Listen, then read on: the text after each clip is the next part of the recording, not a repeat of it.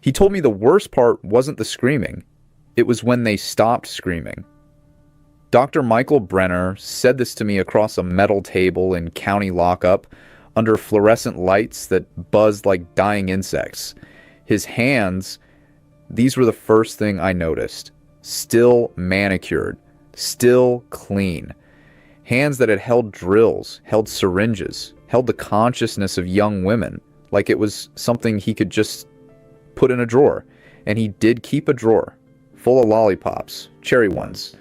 He smiled when he told me this, that dentist smile, still perfect after everything, and said, "You know, for after."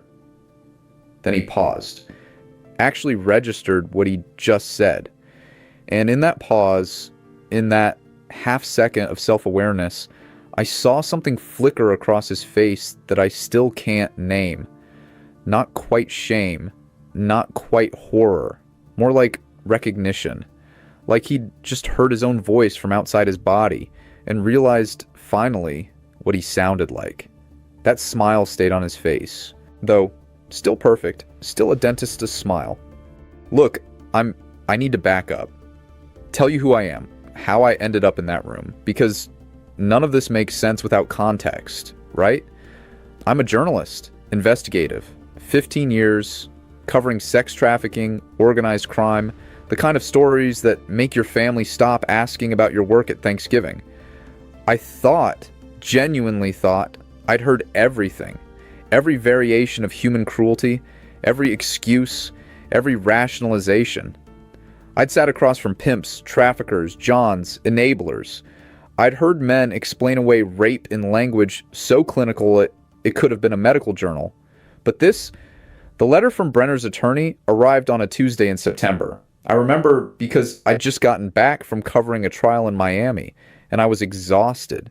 That bone-deep tired, where you can't even scroll through your phone without wanting to cry. Standard legal letterhead. Very professional.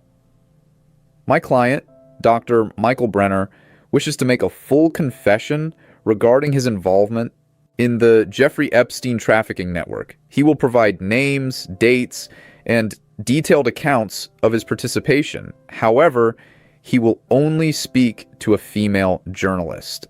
That last part, that detail. It should have told me everything. Should have been a red flag the size of a fucking billboard, you know? But I was curious. And curiosity in my line of work is like being an alcoholic who tends bar. Dangerous. Probably fatal. Definitely inevitable. The prison wasn't dramatic. That's what struck me first. You expect these places to look like the movies. All concrete and menace and razor wire gleaming in harsh light. But this was just beige. Fluorescent. The kind of place that could have been a DMV or a community college administrative building. Linoleum floors that squeaked when you walked. That smell. You know that smell? Disinfectant trying to cover something biological and failing. They brought him in, and... okay, so I need you to understand. I'd seen his photo, the mugshot. But in person, Michael Brenner looked like someone's uncle. Like the guy who'd fix your computer at Thanksgiving and explain cryptocurrency too enthusiastically. 52, graying at the yeesh. Temples in that distinguished way some men get. Former Columbia Dental School graduate, I'd done my research. He'd had celebrity clients once. A Park Avenue office with his name in gold letters. He still wore a watch. Expensive. They'd let him keep it somehow, which I still don't understand. Maybe good behavior. Maybe connections that reached even into county lockup. His first words to me, after he sat down, after the guard left us in that room with the camera blinking red in the corner, "I need you to understand I'm not a monster." Everyone says that. Every single person I've ever interviewed who's done unspeakable things, they all say some variation of that. I'm not a monster. I'm not a bad person. You have to understand the context. Like there's some magic combination of words that'll reframe child rape into something understandable, something human. I didn't respond, just looked at him, waited. He cleared his throat. I want to tell you everything, every detail, names, dates, procedures, all of it. But you have to listen to all of it. You can't. People want to make this simple. Good people, bad people. Saints and sinners, it's not. Okay, I said, which was stupid. I shouldn't have agreed. Shouldn't have given him that inch. I need you to tell it exactly as I say it, he continued. His voice was steady. Practiced, almost, like he'd rehearsed this. Even the parts that make you hate me, especially those parts. That's the only condition. Can you do that? I said yes. God help me. I said yes. So, he started in 2003. I was successful, he told me, and there was something in his voice. Not quite pride, but the memory of pride. The ghost of it. Manhattan, Upper East Side practice. I did veneers for a news anchor you'd recognize. Root canals for a Broadway producer. I was good. Really good. The best technical dentist I knew.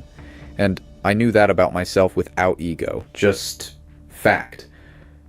But the divorce was draining him. His wife, ex-wife, she got the house in Connecticut, the timeshare in Aruba, half his retirement, plus alimony, plus child support for their daughter, who was in college by then, but still. The lawyers alone cost him 6 figures, and malpractice insurance had tripled. Some lawsuit. Trend. Everyone suing their dentists over TMJ or nerve damage, real or imagined. His premiums went from $12,000 a year to $40,000, just like that. I was still paying off dental school loans, he said, at 40 years old. You know what that does to a man? What it feels like to be that successful and still drowning? I didn't answer. Wasn't really a question anyway. So he started taking what he called specialty clients. Cash only. No records. Rich people like privacy, he told himself. And they did. These were the kind of people who'd pay double, triple the normal rate to have a dentist come to their home in the Hamptons. Bring the portable equipment, do the work in their own bedroom if they wanted. Discretion guaranteed. One of those clients was a man with a private island. Brenner didn't say his name at first, just the man. The client. But we both knew who he meant. Everyone knows now. He asked me if I was comfortable around young women, Brenner said, and his hands, those manicured hands, folded on the table. I said yes. I genuinely thought he meant dental assistants, or his daughters. Thought he was asking if I needed a male nurse present, for propriety. Some wealthy men are weird about that stuff. He paused. I should have known. The way he asked. The way he smiled when I said yes. I should have known. The first visit was in 2004, February. Brenner remembers because it was Valentine's Day weekend, and he'd had plans with a woman he was dating. Nothing serious, but still. He canceled for $50,000. $50,000 for one weekend. The island wasn't sinister, not at first. He keeps emphasizing this, like it matters. It was beautiful, he told me, leaning forward slightly. Turquoise water, white buildings with blue shutters, bougainvillea everywhere, the smell of it, like a resort. Better than a resort, like something from a magazine spread about places you'll never be able to afford. The clinic was fully equipped, better than his Manhattan office, actually. State-of-the-art everything. Digital X-ray, laser cavity detection, an autoclave that probably cost more than his car. Someone had spared no expense, Brenner said, and I remember thinking, why does a private island need a dental clinic this advanced? But I didn't ask. That was the first time I didn't ask. 50,000, he kept thinking. 3 weekends like this, and the divorce is paid off.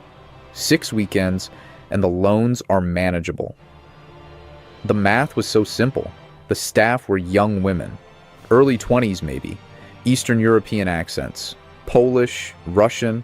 He couldn't tell the difference. Beautiful, all of them. His nieces, someone said at dinner that first night. One of the other guests, a man in a linen shirt who Brenner thinks might have been a lawyer or a banker or something finance adjacent.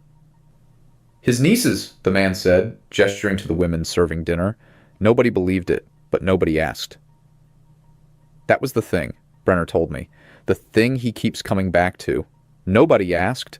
Not him, not the other guests, not the staff who flew in from the mainland. There was this collective agreement not to ask questions, not to notice things, to just accept the surface reality and not probe underneath. The first procedure was routine.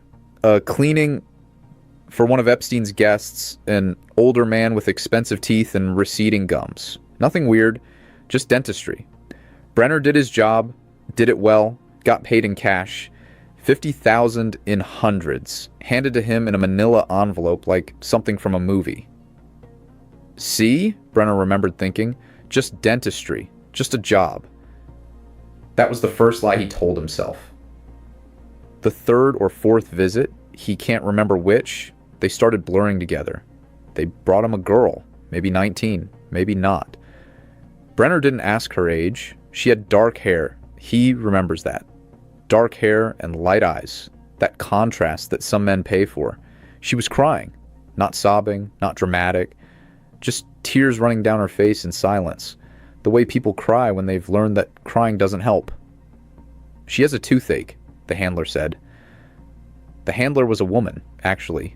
Older, severe, dressed like a corporate manager. She's very anxious about dentists. We need you to sedate her. Brenner looked at the girl's mouth. No visible cavities, no swelling, no indication of pain. Where's the toothache? He asked. She's anxious, the handler repeated. Just something mild, to calm her down. And this is where Brenner paused in his telling, where his voice changed slightly, got quieter. I did it, he said. I administered a mild sedative, midazolam, standard dose, and I told myself, I actually said this to myself in my head, dentists sedate anxious patients all the time. This is normal. This is part of the job. The girl was in the chair, drowsy, eyes half closed, and they took photos, professional photos. There was a lighting setup Brenner hadn't noticed before, already in place. A photographer waiting. They posed her, adjusted her clothes, tilted her head just so. Brenner pretended not to notice. Focused on organizing his instruments, counting syringes, anything, to not see what was happening 3 feet from his face. He got his check. Used it to buy a car, an Audi, midnight blue. I loved that car, he told me, and there was something in his voice, something that sounded almost like grief. I knew then, he said, looking directly at me for the first time in minutes. Of course I knew. You want me to say I was naive, that I didn't understand what was happening, but I knew. I had already decided that $50,000 meant I didn't have to know. Does that make sense? It did. I hated that it did. The visits became monthly, then twice monthly, then sometimes weekly. Brenner was making more money than he'd ever made in Manhattan, and he wasn't even working full-time. He'd fly in on Thursday, stay through Sunday, fly back to New York with an envelope full of cash. He started seeing the parties from his clinic. The clinic was separate from the main house, 100 yards away, connected by a stone path through manicured gardens, but not far enough, not nearly far enough. The pool area was visible from his window.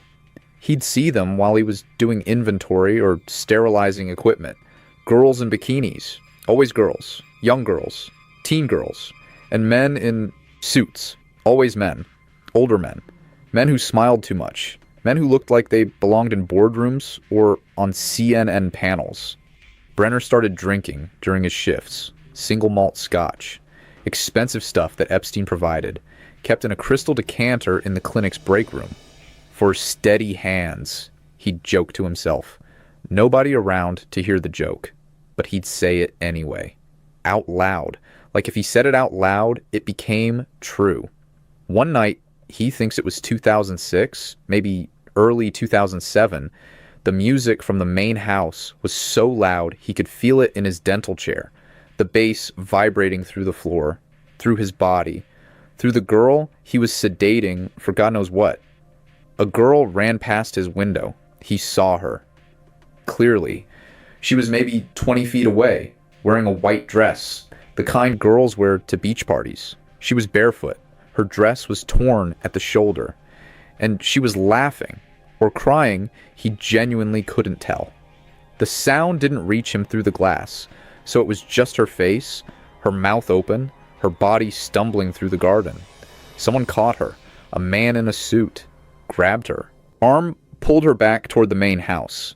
Not violently, almost gently, actually, like a father guiding a drunk daughter to bed. She didn't run past again. Brenner closed the blinds, did inventory, counted supplies, counted syringes, counted gauze pads, counted the individual teeth in the model skull on his desk. Anything to focus, anything to fill his brain with numbers instead of what he'd just seen. This was the moment, he told me. The moment when witnessing became participating, when he stopped being an observer and became part of the machinery. I could have left, he said. After that night, I could have just not come back. Nobody was holding me prisoner. I wasn't threatened. I could have walked away. Why didn't you? I asked. He laughed. Actually laughed. Dry, bitter. I had a car payment. Epstein asked him to keep emergency supplies in the clinic. This was maybe 2007. Morning after pills, antibiotics, pain medication. For the girls, Epstein said casually, like he was talking about keeping aspirin in the first aid kit. Brenner stocked everything, labeled it, organized it in the medical supply cabinet, like he was still a real doctor running a real practice. And he told himself, actually constructed this narrative in his head, that this was harm reduction, that these girls were going to be here anyway, these things were going to happen anyway, and at least now, they had access to medical care. At least they could get antibiotics if they needed them. Plan B if they needed it. He was helping, in a way, wasn't he? Providing care, reducing harm. That's what he told himself. A girl came to him in the middle of the night once, summer 2008. Brenner was asleep in his villa. Yes, they'd given him his own villa on the property by then. This beautiful little bungalow with an ocean view and Egyptian cotton sheets. He woke to knocking. She was bleeding from the mouth. Someone had gotten rough. That's the word she used, and Brenner didn't ask for clarification. Didn't want to know. She was maybe 20, Russian accent. Wouldn't look him in the eye. Just stood there in his doorway in a bikini and a sheer cover-up. Blood on her chin. He brought her to the clinic. Repaired the damage, split lip, chipped tooth. One of her canines had cracked. He did a temporary bonding, told her she'd need a crown eventually, but this would hold. He was gentle, professional, used a topical anesthetic before the injection, explained every step. You're going to feel some pressure, he said. This might sting a bit. All the things you're supposed to say. She whispered thank you when he was done. And he felt good. Actually felt good. Useful. Like he'd helped someone. Like he'd done something decent in this indecent place. This is where I stopped him in the interview. Had to. You felt good? I said. After fixing injuries that happened because... I know, he cut me off. His face did something complicated. I know. That's the part I can't forgive. Not the rest of it. Not the sedation, or the money, or the looking away. That moment, feeling good, feeling like a hero for fixing what I enabled. That's... His voice broke. First time it had broken. That's the part I can't live with. In 2007, Epstein made him an offer. Full-time position. 6-figure salary. Live on the island year-round. His own villa, all expenses. Paid. A boat he could use whenever he wanted. Think of it as a resort job, Epstein said. A dental practice at a 5-star resort. Brenner said yes in under 24 hours. Sold his Manhattan practice to another dentist. Sold his apartment. Told his daughter who was in college then, studying political science at Georgetown, that he was taking a consulting position overseas, working for a private medical organization in the Caribbean, underserved communities. Very rewarding work. She was proud of him. Actually said that. "I'm so proud of you, Dad." He bought her a car with the signing bonus. Life on the island developed a routine. Breakfast at 9 in the main house. Clinic opened at 10. Most days, nothing happened. He'd sit in his office, read journals, practice technique on the dental models. Some days he'd see one or two of the staff for legitimate dental work. A cleaning, a filling, normal stuff. Some days, everything happened. The girls came and went. New faces every week. Some stayed longer. You'd see the same girl for a month, 2 months, then suddenly she'd be gone and someone new would be serving breakfast. Brenner learned not to remember names.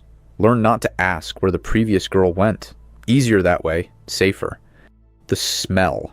God, he talked about the smell. Coconut sunscreen mixed with chlorine, mixed with something else. Something chemical and biological at once. Fear has a smell, he told me. Or maybe desperation, or maybe youth being consumed. I don't know what it was, but I can still smell it. The sound of high heels on tile at 3 a.m., clicking down the path past his villa, sometimes stumbling, sometimes running, sometimes dragging, like the woman wearing them didn't have the strength to pick up her feet. And the silence. The specific silence of what it sounds like when someone's scream is muffled in another building. You know it's happening. You know someone is screaming, but the sound doesn't reach you. Just the absence of normal sound. The void where a scream should be. Then came the procedure. Brenner went quiet for a long time before telling me this part. Just sat there, hands folded, staring at nothing. The fluorescent light buzzed. The camera blinked. I waited. "A handler brought me a girl," he finally said. "Epstein was with them. She was young. I don't know how old. I didn't ask. She needed dental work," Epstein said. She didn't. Brenner could tell immediately. You don't practice dentistry for 20 years without being able to spot dental problems at a glance. This girl had perfect teeth. Maybe one minor cavity that wouldn't need treatment for months. Nothing urgent. Nothing that required sedation. "They wanted her sedated," Brenner said. "Deeply sedated. And I actually asked, how long? How long did they need her under?" 2 hours, Epstein said. Maybe 3. Brenner knew what this meant. Of course he knew. You don't ask for a girl to be unconscious for 3 hours for a dental cleaning. He did it anyway. Administered the sedation. Propofol, the same stuff they use for colonoscopies. The same stuff that killed Michael Jackson. He monitored her vitals, kept her under, adjusted the dosage to keep her in that twilight state between consciousness and nothing. In the next room, there was a door, just a door between the clinic and the examination room. He heard sounds. He doesn't describe them to me. Won't. Just says sounds, and his jaw tightens, and his eyes go somewhere else. His job was to make sure she didn't wake up. Make sure she didn't remember. He was the anesthesiologist of rape. That's the phrase he used. I was the anesthesiologist of rape. His voice broke again. Afterward, bringing her back to consciousness was a process. You can't just turn off propofol and have someone wake up. It's gradual. She came back in stages. First, just breathing changes. Then slight movements. Then eyes fluttering. Then awareness. She was groggy, confused. Didn't know where she was. Her eyes were unfocused, searching the room like she'd woken up in a stranger's house after a party she couldn't remember. What happened? She asked him. And this is the detail that destroyed him. The detail he keeps coming back to. He gave her a lollipop. Cherry. From the drawer he kept specifically for this. Just a cleaning, he told her. Used his gentlest voice. His best bedside manner. You did great. Sometimes the sedation makes you groggy. That's normal. You'll feel better in a few hours. she believed him. Actually smiled. This foggy, trusting smile. "Thank you," she said. I had to step out of the interview room. Couldn't breathe. Couldn't sit there anymore, listening to this man's voice describe cruelty in dental terminology. I walked into the hallway, stood there for 20 minutes, stared at the water fountain, and tried to remember why I'd said yes to this interview. When I came back, Brenner hadn't moved. Same position. Same folded hands. Like he'd paused when I left, and only I could unpause him. "You okay?" he asked. The fucking audacity of that question. By 2008, Brenner had $2.3 million in offshore accounts. Epstein had set it up for him, introduced him to the same financial people who managed his own money. The Caymans, the Channel Islands, places Brenner had only vaguely heard of before. He owned property in 3 states. A condo in Manhattan he rented out. A house in Arizona for when he eventually retired. A cabin in Montana he'd been to exactly once. Vintage car collection. He got into that. Bought a 1967 Corvette. A 1972 Porsche 911. Kept them in climate-controlled storage in New Jersey. He sent his daughter to Yale for grad school. Paid the full tuition up front. She was getting a law degree. Wanted to be a prosecutor. Specifically wanted to work in sex crimes. The irony, he said, did not escape him. He donated to dental missions in Haiti. Wrote checks for $20,000, $30,000 at a time. Got his name on a plaque. Got photos with children he'd helped. Their new smiles bright and grateful. He slept 4 hours a night. Drank a bottle of scotch a day. Told himself just a few more years. Then he'd retire. Then he'd be done. Then he could stop. The math that addicts do. The timeline that keeps extending. Just one more. Just until I hit this number. Just until I can afford to stop. But he had a system by then. A process for handling the procedures. Don't look at their faces. Focus on the vitals. The numbers on the monitor. Heart rate. Blood pressure.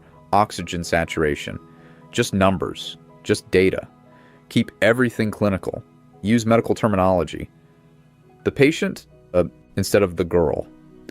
Sedation instead of what it actually was. Procedure instead of rape. Make it technical. Make it about chemistry and dosages and monitoring, not about people. If they're not people, he's not a monster. Just doing a job. Just following procedures. Just numbers on a screen. Then came the moment in 2009 that changed everything. They brought him a girl who was fighting. Really fighting. 3 handlers holding her, and she was screaming, thrashing, trying to bite. Epstein was angry, actually angry. Brenner had rarely seen him lose composure, but this girl was ruining something.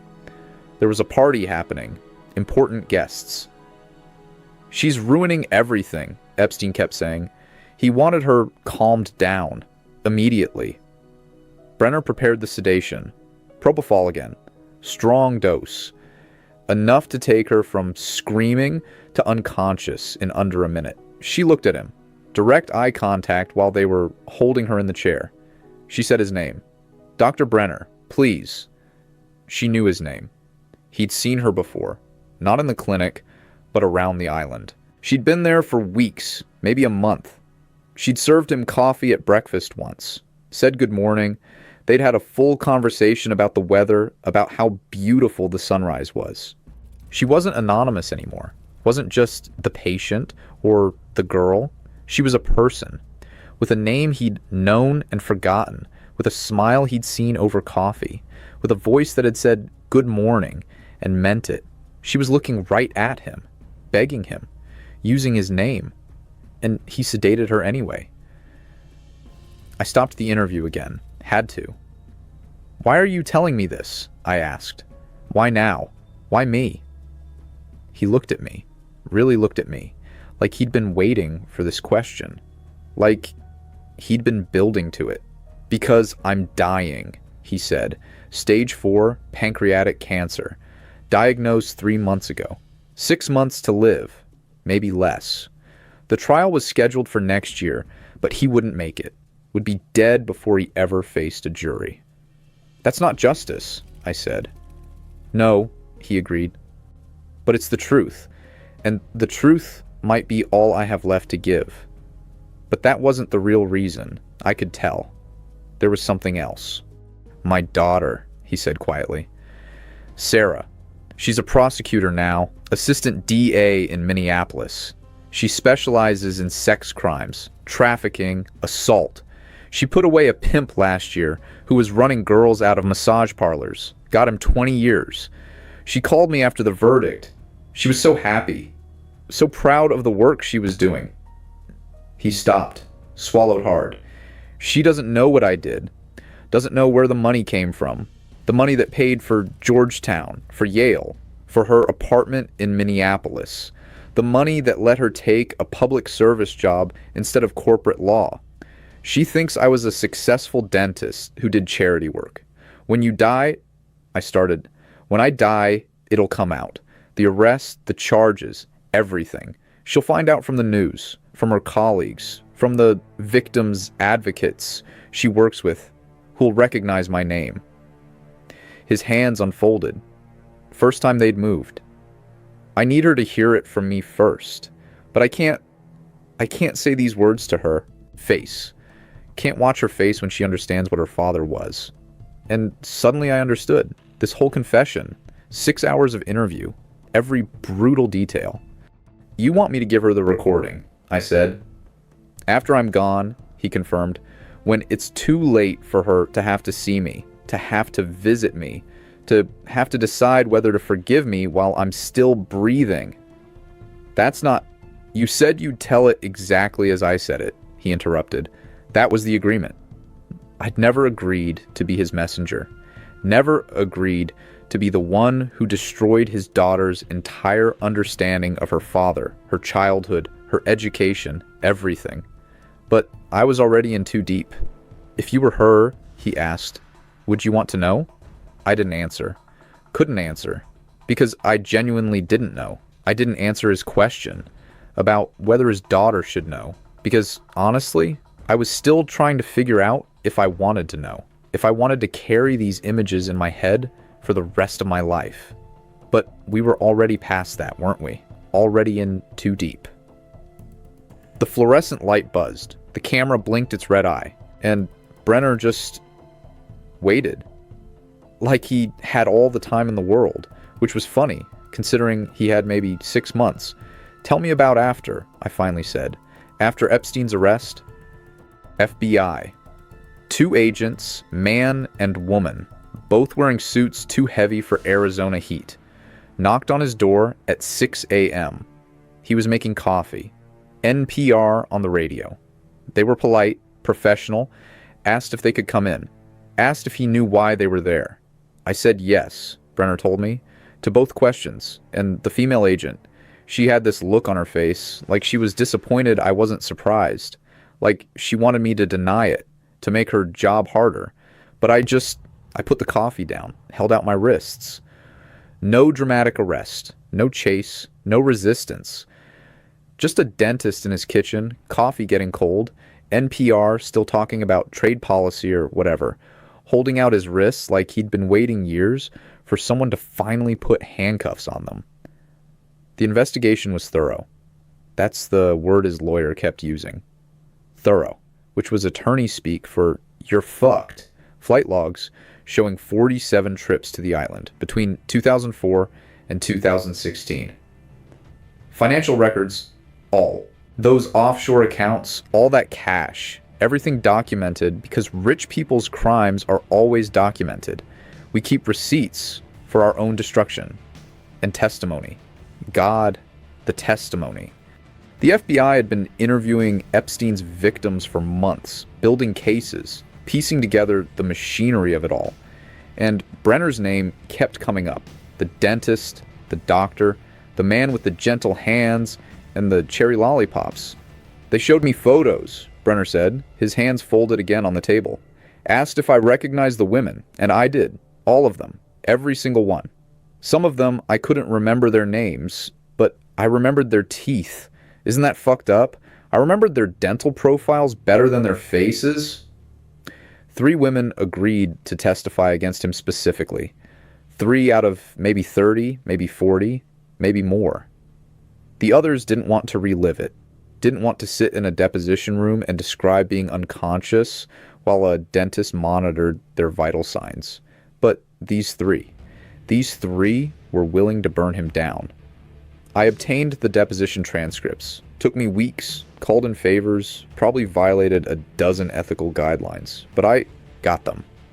Read them alone in my apartment at 2 in the morning with a bottle of wine I didn't drink, just held. Then I brought them to the next interview. Made Brenner read them out loud. He didn't want to. First time, he'd refused anything. "Please," he said. "I know what they say." "Read them," I said. So he did. Woman number 1. The transcript identified her as KR, age 34 at time of deposition, 15 when she first arrived at the island. Brenner's voice reading her words, this awful ventriloquism, this obscene echo. I remember the clinic smelled like bubblegum. He read, monotone, careful.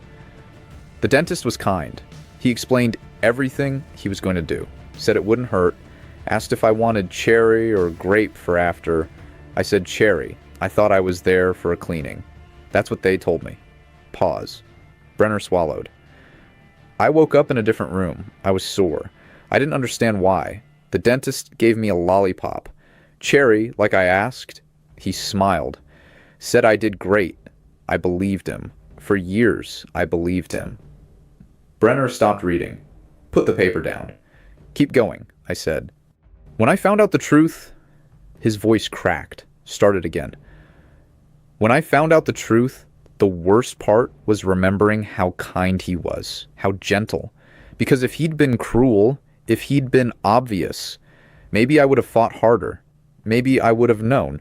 But he was gentle, so I thought I was safe. He put the paper down again, wouldn't pick it up. That made it worse, I read for him. She testified, that made it worse. His gentleness, that was a weapon, too. Woman number 2, LM, 31 at deposition, 17 when it started. This one Brenner couldn't read. Tried twice, voice broke both times. So I read it to him while he sat there with his manicured hands folded, staring at the table.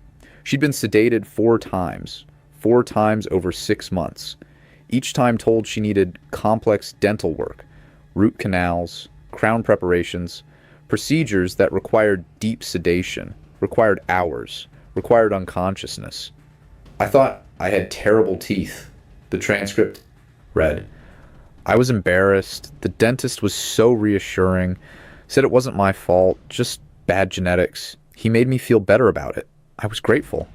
It took her until she was 23 to realize. Therapy. New dentist who looked at her x-rays confused. You have perfect teeth, the new dentist said. Who told you needed all that work? The realization came in pieces, then all at once.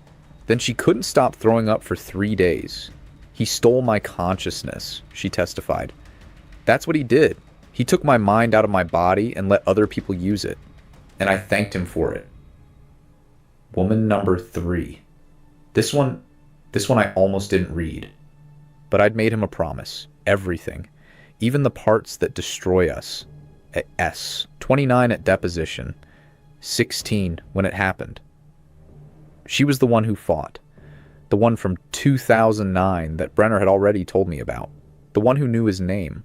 Her testimony was 8 pages. Single-spaced. Every detail she could remember, and every gap she couldn't. The gaps were somehow worse.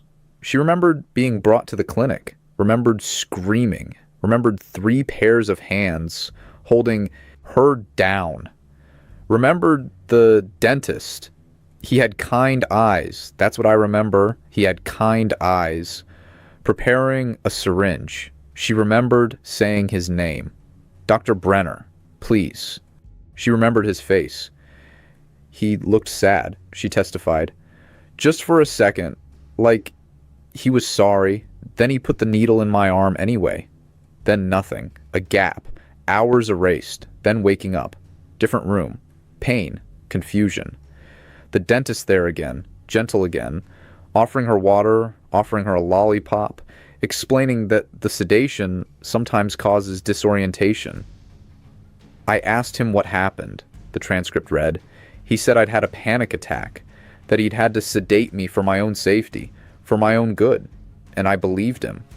Because why would a doctor lie? The last line of her testimony, the line that made me put down the transcript and walk away from the prison for 20 minutes. I still have nightmares where he's apologizing, where he says he's sorry and means it. Those are worse than the other nightmares, because at least in the other ones, he's a monster. In these, he's human, and somehow that's more terrifying. I came back to the interview room. Brenner hadn't moved. Same position. Same folded hands.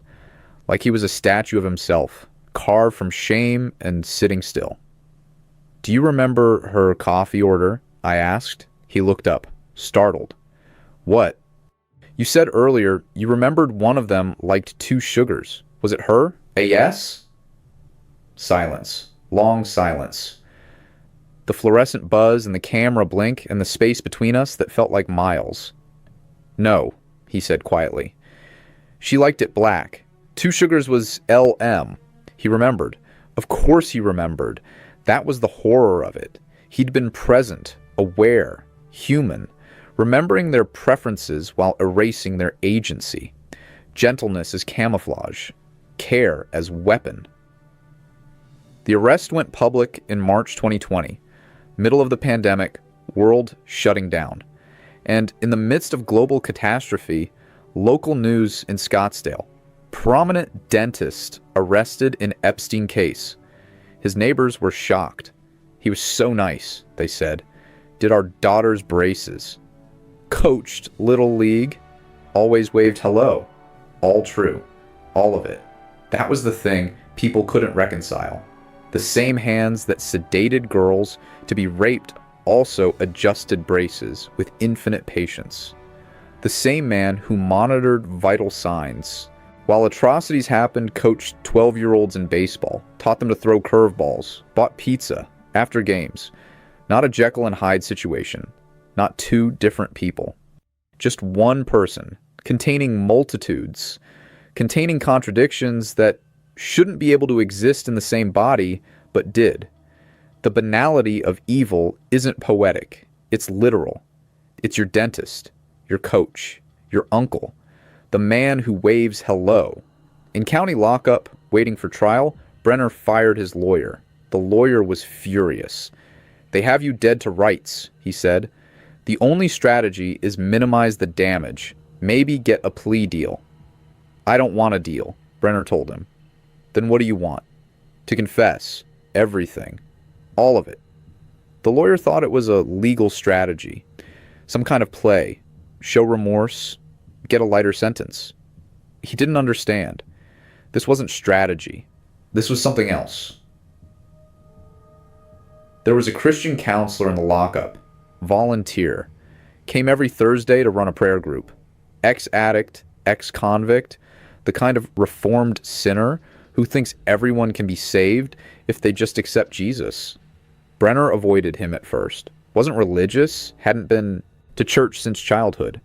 But in jail, there's only so many places to hide, and the counselor was persistent. His name was Marcus, 50-something, black, gentle voice, patient. He'd sit with anyone who'd let him. Didn't push, just present. One day, Brenner sat down next to him. Don't know why. Boredom, maybe. Desperation. That specific loneliness of knowing you're hated by everyone who knows what you did. Marcus asked him the usual questions. What are you in for? Do you have family? Do you want to pray? And Brenner just started talking. Told him everything, every detail.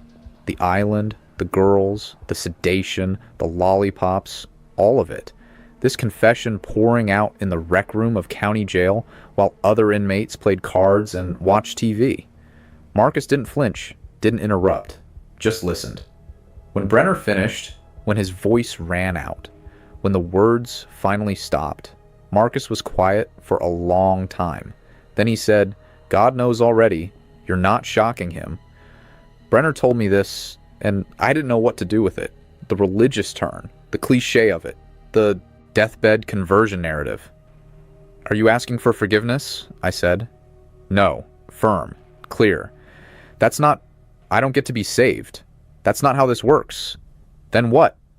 He looked at me directly. "I believe in hell now. Really believe it. And I know where I'm going." Said it calmly. Like reading a diagnosis. Stage 4 hell. Terminal damnation.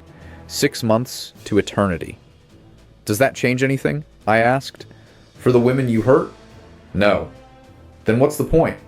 "The point," he said slowly, "is that I'm not trying to avoid consequences anymore. Not legal ones, not eternal ones. I'm just trying to give the full truth while I still can. Documentation. So nobody can make me better than I was after I'm dead." I met his daughter. Shouldn't have. Complete violation of journalistic ethics. But I needed to see her. Needed to understand what I was about to do to her life. Sarah Brenner, 34, assistant DA in Minneapolis, specialized in sex crimes. I called her office, said I was interviewing her father, didn't mention the arrest. He'd somehow gotten it sealed temporarily, connections reaching even into disgrace. Said I was doing a piece on medical ethics, dental work in underserved communities. She agreed to meet. Coffee shop in downtown Minneapolis. February. Snow piled high outside, that gray cold that makes you forget summer exists. She was nervous. Thought this was about his cancer. "Is he trying to reconcile?" she asked. I didn't know how to answer that. She talked about her childhood, dad always working, always distant. Then suddenly, when she was in college, everything changed. Money, attention, gifts, tuition paid in full for Georgetown, then Yale. "He became the father I always wanted," she said, smiled, genuine smile. "Right when I was old enough to appreciate it." 2004, the year it started. The blood money that built their relationship. She told me about her work, the cases she was prosecuting. A trafficking ring operating out of massage parlors. Got the ringleader 20 years. She was proud. Called her dad after the verdict. "He was proud of me too," she said. I could hear it in his voice. I wanted to throw up. I chickened out. Didn't tell her. Said the interview was about charitable dental work, mission trips, serving underprivileged communities. All technically true. He did do mission, work, with money earned from enabling rape. She was proud of him. "He did good work," she said. "People don't know that about him. He was private, but he helped people." I knew. God, I knew. She asked me, "Is he scared of dying?" And I told her the truth, or part of it. "He's scared of you finding out who he was," she laughed. Thought I was being metaphorical. "He was always private," she said again. In 2 months, I thought. In 2 months, the arrest goes public. The charges, the testimony, everything. And you'll remember this coffee. Remember that I sat here knowing and didn't tell you. The thing that haunts me most about that meeting. She reminded me of him. Same mannerisms. Same way of folding her hands when thinking. Same slight tilt of the head when listening. Genetics. You carry your parents in your body whether you want to or not. Final interview with Brenner. Prison infirmary. He'd gotten worse. Cancer spreading. Weeks left, maybe days. He could barely sit up. Morphine drip. Still lucid, though. Horribly, perfectly lucid. I asked the question I'd been avoiding. "Do you want her to forgive you?" Long silence. Breathing monitor. Beeping. Footsteps in. The hallway. The specific sounds of institutional death. "No," he finally said. "No? I want her to hate me correctly." His voice was weak but certain. Not for being distant or cold or absent, for what I actually did. People do that with the dead. Make them better than they were. Create comfortable stories. I can't let her do that with me. So this whole confession is documentation, he finished. The full truth on record. So she doesn't get to mourn a father who didn't exist. That's cruel. Yes, he agreed. But it's the last true thing I can give her. The worst inheritance. The only honest one. He died October 2020. Prison infirmary. Morphine and pancreatic cancer and relief, probably. The relief of finally stopping. I got the call from his lawyer. The charges were dismissed. Can't prosecute a corpse. The victim's advocates were outraged. No trial, no public accounting, no day in court. Just death, which isn't justice, just cessation. His estate was $1.7 million. Not bad for a disgraced dentist. The victims filed civils, suits. All 3 women who'd testified, plus 7 others who came forward after his death when it felt safer. The money went to them. All of it. Sarah got nothing. That's how she found out why. I kept my promise, sort of. Edited the full confession down. 6 hours became 15 minutes. Enough truth, not all of it. Some things a daughter doesn't need to hear in her father's voice. The clinical descriptions, the procedures, the details. I sent it with a letter. Explained who I was, what I'd done, that her father wanted her to have this, that I'd made a choice about what to include and what to leave out, that I was sorry. She didn't respond. Months passed, nothing. I thought maybe she'd never listened. Maybe she'd deleted it. Maybe that was the right choice. Then, 2 a.m. on a Tuesday in March, a voicemail. I could tell she'd been drinking. Her voice had that careful quality of someone trying to sound sober and failing. You knew, she said, when we had coffee. You knew what he'd done. And you sat there and let me talk about how proud I was. How proud he was of me. Pause. Breathing. Maybe crying. I'm glad you didn't tell me. I'm glad I got to have that last good memory of him before I had to know. I'm not sure I mean that, but I think I do. Another pause. Longer. Did he say anything about me in the parts you didn't send? She was crying. Definitely crying. I didn't call back. Some questions don't have good answers. Only true ones. And true ones aren't always kind. I think about it though. What he said. The part I didn't send her. Near the end of our last interview, morphine making him loose, making him honest, he talked about Sarah, about watching her grow up from a distance, about the money he sent, about the pride he felt when she became a prosecutor. Tell her I loved her with money I got from looking away, he said. That's the only inheritance I have to give. Blood money and law school. Rape-funded justice. Tell her that's what I built our relationship on. I didn't tell her that. Won't tell her that. Some truths don't heal anything. They just redistribute the pain. After Brenner died, the Arizona Dental Board did an audit of his Scottsdale practice. Standard procedure. Looking for evidence of malpractice, fraud, anything that might have been missed. They found nothing. 5 years of perfect work. Every filling precisely placed. Every crown expertly fitted. Every record meticulously maintained. Not a single complaint. Not one malpractice claim. His patients loved him. Elderly woman told a reporter, "He was the gentlest dentist I've ever had. My hands shake, and he was so patient. Never rushed me. I can't believe..." She couldn't finish the sentence. I think about that constantly. The gentleness, the patience, the skill. He had it all along. On the island and in Arizona, the same hands, the same precision, the same care. On the island, gentle sedation, careful monitoring, cherry lollipops after, making sure the girls didn't suffer physically, didn't remember, didn't wake up during. That was care in its way. Perverted care. Weaponized gentleness. In Arizona, gentle scaling, careful fillings, patience with elderly patients whose hands shake. Same care, same gentleness, different context, the same man, the same hands, the same skills used for opposite purposes, or maybe not opposite at all. Maybe it was always the same thing: control, precision, the power to render someone unconscious and vulnerable and trusting. I still have the full recording.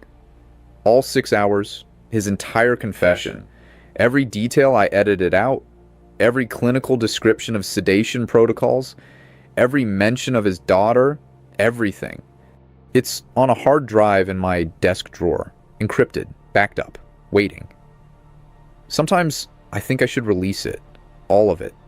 Let the world hear what I heard, the full machinery of it, the complete documentation of how a normal man becomes complicit in atrocity through incremental choices and comfortable lies. But then I remember Sarah's voice at 2 a.m. Did he say anything about me? He did. So much. And none of it would help her. None of it would make the pain more bearable. It would just make it more specific, more detailed, more impossible to forget. Last thing. I interviewed Marcus, the Christian counselor, months after Brenner died. Asked him what he thought. Did Brenner find redemption? Was he saved? Marcus was quiet for a long time. Then he said, "I don't think that's the right question." What is? Whether his confession was an act of cowardice or courage, whether telling the truth after you're dying anyway counts as accountability, whether God forgives people who only confess when they're out of time. And, I asked, what do you think? I think, Marcus said slowly, that God's mercy is bigger than I can understand, and I'm grateful for that. Because if I understood it, if it made sense to me, it wouldn't be mercy. It would just be fairness, and fairness doesn't save anybody. Did it save him? I don't know, but I know it didn't save his victims, and that's the part that matters. It's been 2 years since Brenner died. The civil suits are settled, the money distributed, the news cycle moved on. Epstein is dead too, murdered or suicide depending on who you ask. The whole network, the whole machinery of abuse. It's not stopped, but it's scattered, hiding, regrouping, and I'm still here, still carrying this story, still trying to figure out what to do with it. Sometimes I wonder if Brenner was right, if documentation matters, if telling the complete truth, even when it's too late for justice, serves any purpose. Then I think about Sarah, about the life she's building, the cases she's winning, the victims she's helping. And I think about the inheritance she's carrying, whether she knows it or not. Her law degree, her apartment, her ability to do public service work instead of corporate law. All built on blood money, all enabled by her father's complicity. And she's using it to fight the very thing that funded it. I don't know if that's redemption. It's not. Redemption isn't transferable. You can't redeem someone else's sins through your own good works. But it's something. Alchemy, maybe. Turning poison into medicine. Turning rape money into rape convictions. Turning the weapon against itself. Maybe that's not redemption. Maybe it's just survival. Maybe it's enough. I think about Brenner's hands sometimes, when I'm getting my own teeth cleaned, when I'm vulnerable in that chair with my mouth open and someone's hands inside it. The trust we give to dentists, to doctors, to anyone with credentials and a gentle voice. Gentleness isn't goodness. Skill isn't morality. And a man can destroy lives with the same hands he uses to heal, with the same precision, the same care, the same gentle touch. The worst part? He knew that. Brenner knew that about himself, and he did it anyway. Not in spite of his gentleness, but because of it. Because gentleness was useful. Because being the kind dentist with the cherry lollipops was the perfect camouflage for being the man who stole consciousness. Sarah left me one more voicemail, 6 months ago. Sober this time. Composed. I listened to the whole recording, she said. The 15 minutes you sent, and I know there's more. I know you edited it. And I'm grateful, I think, that you made that choice for me. Pause. I'm also angry that you made that choice for me. Pause. I don't know which feeling is right. Maybe both. Maybe that's what this is now. Everything is both. He was my father and a monster. He loved me and funded that love with horror. I'm living a good life built on bad money. It's all both. Longer pause. I'm prosecuting a case right now. Dentists molesting patients under sedation, and I can't stop thinking about my dad, about whether he would be proud of me for this, and whether I want him to be, whether his pride is poisoned too. Her voice broke, just slightly. I don't know if I'm good at this job because of him or in spite of him. I don't know if I'm fighting my father or becoming him. Just different side. Pause. I wish you'd told me that day, at the coffee shop. I wish I'd known so I could have, I don't know, hated him while he was still alive, said something, anything. Pause. But I also understand why you didn't. Some truths are too heavy to hand someone in a coffee shop. Pause. Thank you for carrying it instead. For a little while. I'm sorry you had to. The voicemail ended. She didn't leave a number, didn't ask me to call back. I saved it. I shouldn't have. Probably violates a dozen ethical boundaries. But I saved it anyway. Because she was right. Some truths are too heavy, and someone has to carry them. And maybe passing that weight between us, journalist to daughter to victims to counselors to whoever can hold it for a while, maybe that's the only way any of us survive it. I asked myself Sarah's question, the one from the coffee shop, the one I never answered. If I were her, would I want to know? And here's the truth. I still don't have an answer. I know what I should say. The journalist in me says yes, always yes. Truth always matters. Information always serves justice. But the human in me, the daughter in me, the part that remembers loving a father, any father, even an imperfect one, that part isn't sure. Because once you know, you can't unknow. Once you hear your father's voice describing atrocity, you can't unhear it. Once you understand that everything good he ever gave you was funded by everything evil he ever did, you can't unbraid those things. They're woven together forever. Your law degree and their trauma, your apartment and their stolen consciousness, your good work and their destroyed lives, all connected, all the same money, all the same inheritance. Maybe ignorance isn't bliss. Maybe it's just breathable, a lighter weight, an easier truth. But we don't get that choice. Not really. The truth comes whether we want it or not, whether we're ready or not. All we can choose is how we carry it and what we do with it after. So here's what I did with it. What I'm doing with it now, I'm telling you. All of it. Everything Brenner told me. Everything I witnessed. Everything I edited out of Sarah's recording. Every detail that haunts me at 2 a.m. when I can't sleep. I'm telling you because someone has to know. Because documentation matters. Because the full truth, even when it changes nothing, even when it saves no one, still needs to exist somewhere. Not for redemption. Brenner doesn't get redemption. The dead don't get salvation through confession. But for the record, for the witness, for the proof that this happened and someone saw it and someone said, this is what evil looks like when it has manicured hands and a gentle voice and cherry lollipops. This is what complicity looks like when it's incremental, when it's profitable, when it's just a job, just dentistry, just chemistry and dosages and numbers on a screen.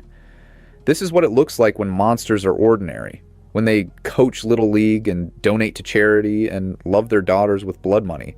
This is the truth Brenner wanted his daughter to have, the inheritance he left, the worst gift, the most honest one. And now, it's yours too. I'm sorry for that. For making you carry it now. But someone has to. Someone always has to. And maybe if enough of us carry it together, the weight becomes bearable. The truth becomes survivable. The inheritance becomes something we can transform. Like Sarah's doing. Taking poison and making medicine. taking rape money and making rape convictions, taking her father's worst legacy and turning it into someone else's justice. It's not redemption, but it's not nothing either.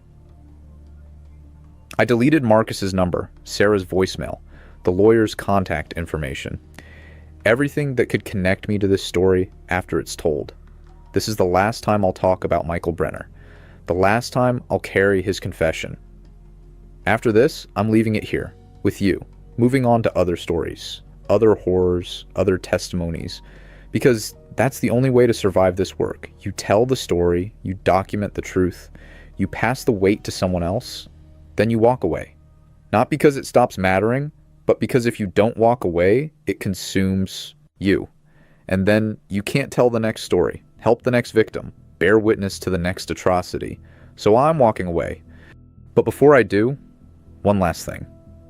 The thing Brenner said at the very end, the last words of our last interview, morphine and cancer and hours before death. I asked him, if you could go back, knowing everything you know now, would you do it differently? Expected him to say yes. Expected the easy lie, the comfortable redemption narrative. But he looked at me, clear-eyed despite the morphine, and he said, I'd like to say yes. I'd like to think I'm the kind of person who'd choose differently, but honestly, I'd probably take the money again. And that's why I'm in hell. Not because of what I did, but because I know I'd do it again. That's the truth that haunts me, not the atrocities.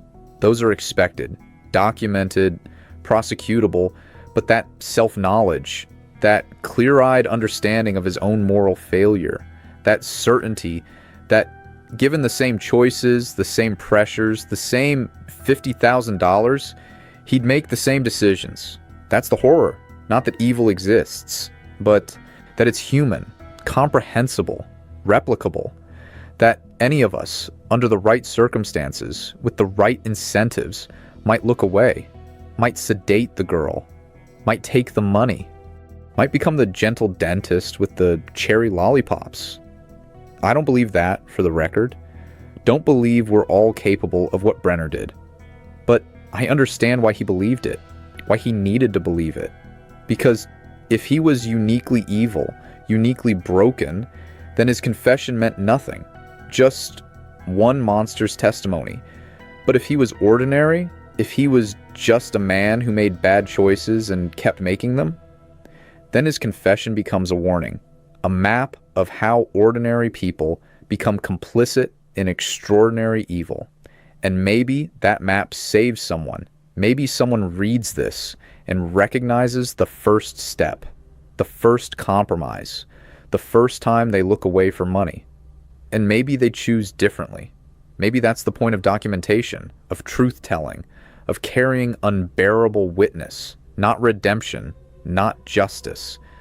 Just the small chance that someone somewhere sees the map to hell and chooses a different direction. I'm done now. The recording is in my desk drawer. The transcripts are in my files. The story is told, and I'm walking away, leaving Brenner's confession here with you, this inheritance, this weight. What you do with it, I don't know. Maybe nothing. Maybe everything. Maybe you delete it. Maybe you share it. Maybe you carry it for a while, then pass it on. That's not my choice anymore. I've done what I promised, told it exactly as he said it. Even the parts that make you hate him, especially those parts. Now it's yours. I'm sorry for that, and you're welcome. Both. Always both.